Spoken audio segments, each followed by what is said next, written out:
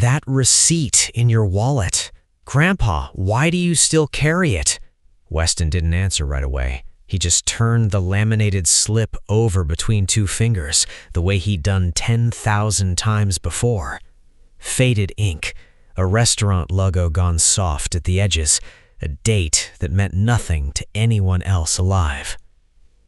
"Because it told me the truth," he said, "before she ever did." That's the short version. Here's the long one, the one with the reservation logs, the maitre d' who wouldn't quite look him in the eye, and a marriage that ended not with shouting, but with a piece of paper laid flat on a kitchen table. Rewind 41 years. Anchorage, Alaska, downtown, snow already crusting the sidewalks by October. Weston ran a restaurant supply distributorship, 2 blocks off the harbor. Walk-in compressors, case lot flatware, banquet linens, the unglamorous machinery that kept every dining room in the city breathing. He knew invoice terms the way other men knew batting averages. Net 30, case discounts, portion scales calibrated twice a year. Adrienne knew none of that and cared less. She liked spending money, not tracking it. Careless in the specific way people are when they've never once been caught. Every October 9th, they ate at Birchwood Table, the restaurant 3 doors down from his own warehouse loading dock. Same booth, same server, same bottle of the house Riesling that Weston secretly disliked and never once mentioned. It was tradition. Small, stubborn, theirs. That morning, she called it off. "I'm just wiped, Wes," she said on the phone, voice thin. "Can we do tomorrow instead?" "Sure," he said, even, steady. He didn't argue anniversaries. "Tomorrow works." He canceled his afternoon deliveries and went home early, picked up soup from the corner place because she'd said her stomach was off. He knocked, no answer. Her car sat in the driveway, cold, a skin of frost already forming on the windshield. The charge hit his card at 9:47 that night, a table for 2 at Birchwood Table, full tasting menu, wine pairing included. His phone buzzed once, quietly, the way small disasters often begin. Not a scream, a ping. He didn't call the bank first, he called the restaurant.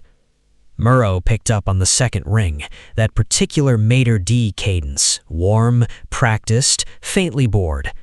"Birchwood Table, this is Murrow." "Evening, Weston Calloway. I'm showing a charge on my card tonight for a table I canceled this morning." A pause, papers shuffling somewhere in the background, the low murmur of a dining room in full swing. "Let me check the reservation log, sir." Another pause, longer this time. "I do show the cancellation come through around 10 a.m., but the table was reseated at 7. Same name on the card, different—" He stopped himself. Weston heard it anyway. "Different what? I really shouldn't." "Different party of 2, Weston finished for him, quiet as a man reading a weather report. "That's what you were about to say?" Murrow didn't confirm it out loud. He didn't have to. The silence did that job for him. Here's where his personality did the heavy lifting, the part nobody warns you takes years off a person. Weston didn't drive to the restaurant. He didn't wake her up screaming. He went to his office instead, unlocked the filing cabinet where he kept his own vendor paperwork, and pulled the folder on Birchwood Table. 3 years of standing orders, invoice copies, delivery chits. He had a relationship with that kitchen going back a decade. He knew their POS system because he'd helped them install it. He knew Murrow's handwriting from 100 signed delivery slips. So the next morning, before his first stop, he stopped by the back door instead. "I need a copy of last night's dining room report," he told Murrow, calm, holding out a hand like he was asking for a case count. "Case count, table assignments, closing chit. You keep them 90 days for tax." Murrow's jaw worked once. "Weston, this isn't really—" "You confirmed the reservation. I'm not asking you to confirm anything else. I'm asking for paperwork. You print a copy for every vendor dispute. I'm a vendor. I'm disputing. It wasn't a lie. It also wasn't the whole reason, and both men knew it. Marrow printed the sheet without another word. Table 6, 2 covers, a bottle of Riesling, the same one Weston hated, ordered by someone who apparently didn't know that or didn't care.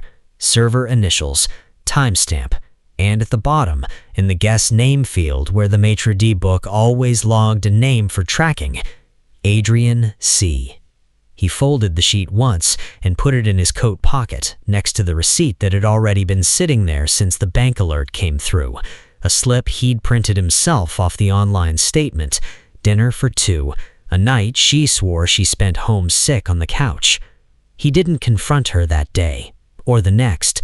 For 6 weeks, he just watched, quietly, the way he tracked slow-moving inventory his whole career, waiting for the pattern to repeat before he moved on it. And it did repeat. A girls' night that showed a birchwood table charge on a joint card she'd forgotten still fed his statement. A working late that lined up with a reservation under a name he now recognized without needing to ask Marrow twice. He never once raised his voice, not to her, not to Marrow, who started avoiding eye contact whenever Weston's delivery truck idled at the loading dock. He just built the file. Receipt, reservation log, bank statement. 3 sources, same story. Same table, same wine she never asked him to enjoy with her because she wasn't asking him anymore. The confrontation happened on a Tuesday. Ordinary, gray, nothing cinematic about it. She was at the kitchen table paying bills when he set the folder down in front of her, the printed dining room report on top, the receipt clipped beneath it, corners lined up square, the way he lined up every invoice he'd ever filed. She looked at it for a long moment, didn't reach for it. "Where did you—" she started. "Doesn't matter where," he said. "Matters what it says." "Wes, I can explain." "You don't have to." He pulled the chair out across from her, sat, folded his hands on the table like he was closing out a shift. "I already know what it says. I just need to hear if you're gonna keep telling me it doesn't." She stared at the receipt like it might rearrange itself if she waited long enough. It wasn't planned, not at first, and then it kept happening, and I didn't know how to... Was it him? The name on the reservation? Her silence answered before her mouth did. "Okay," Weston said. "Just that. Okay." "That's it?" Her voice cracked, half anger, half something closer to disbelief.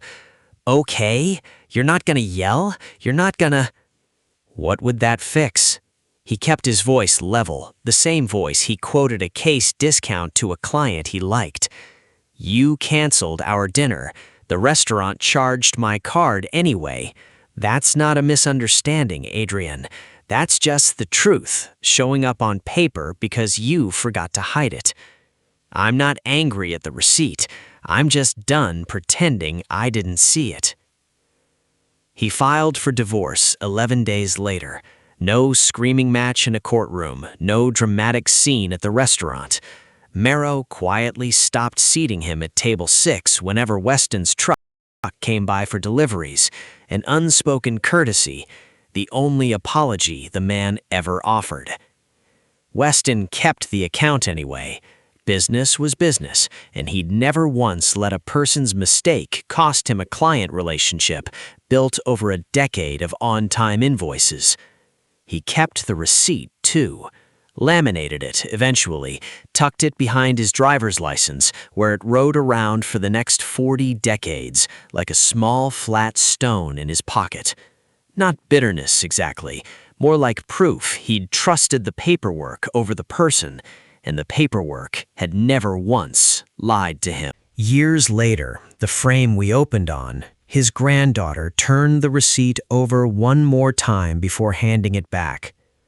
"So the restaurant basically turned her in? The restaurant just did its job, Weston said, soft and a little worn at the edges. Ran the card, logged the table, kept the record. Adrienne's the one who forgot people keep records.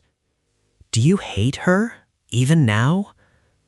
He thought about it the way he thought about everything, slowly, without flinching from the honest answer. No, I found somebody after her, somebody who never once needed me to check a receipt to know where she'd been. He smiled, small and real. That's the part your grandmother, the one you actually know, used to laugh about. Said she owed her whole marriage to a maitre d' who couldn't lie convincingly enough. The girl laughed too, quietly, and slid the receipt back across the table to him. He folded it once, the same crease it had worn for 40 years, and put it back exactly where it always lived. Thank you for sitting with this one.